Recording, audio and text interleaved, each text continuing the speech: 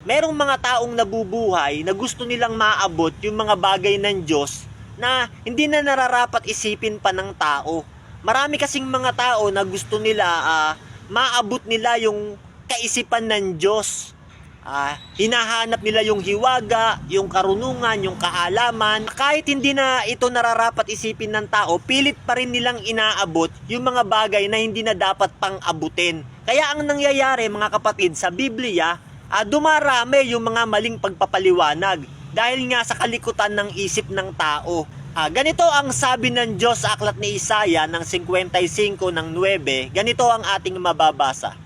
Sapagkat kung paanong ang langit ay lalong mataas kaysa mga lupa, ganoon din ang aking mga lakad ay lalong mataas kaysa inyong mga lakad, at ang aking pag-iisip kaysa inyong mga pag-iisip.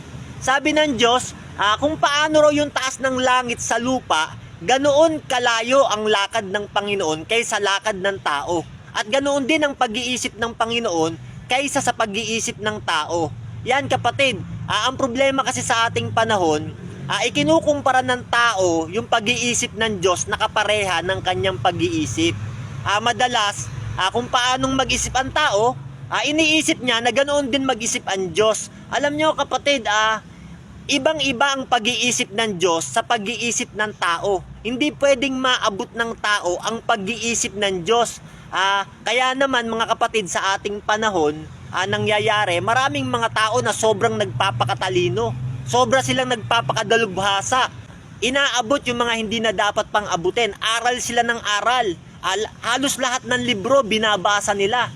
Gusto nilang maging matalino, gusto nilang maging pantas. Inaabot nila yung mga bagay na hindi na dapat abutin pa ng tao.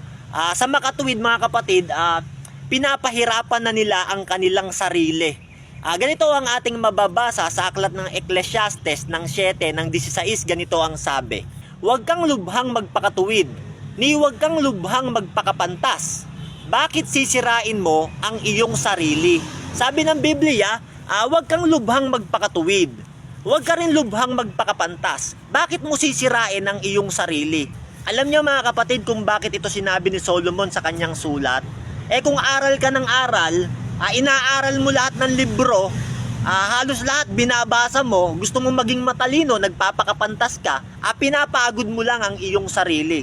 Ang mangyayari niyan mga kapatid, hindi naman lahat ng napapag-aralan ng tao nagagamit meron ngang aral ng aral, ang nangyari, imbis na tumalino siya at gumaling siya at humusay siya, ang nangyari, nabaliw sa kanyang pag-aaral. Kaya sabi ng Biblia, bakit mo sisirain ang iyong sarili? Huwag kang masyadong magpakapantas. Sa makatuwid mga kapatid, tinuturo ng Biblia, pag hindi na nararapat abutin pa ng kaisipan ng tao, huwag na nating abutin. Ganito ang sabi ni Pablo sa aklat ng Roma ng 12:3. Ganito ang ating bababasa.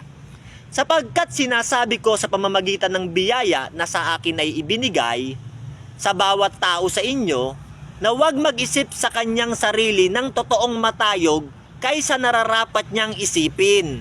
Yan sabi ni Pablo, no? Huwag mag-isip sa kanyang sarili ng totoong matayog kaysa nararapat niyang isipin.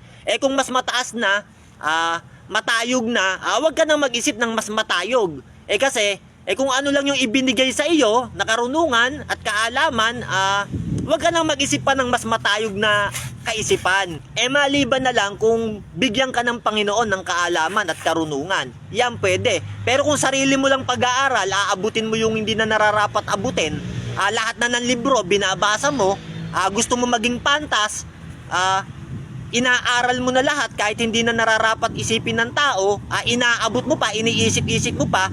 Sabi sa aklat ng Ecclesiastes ng 7:16, bakit mo sisirain ang iyong sarili? Huwag kang masyadong magpakapantas.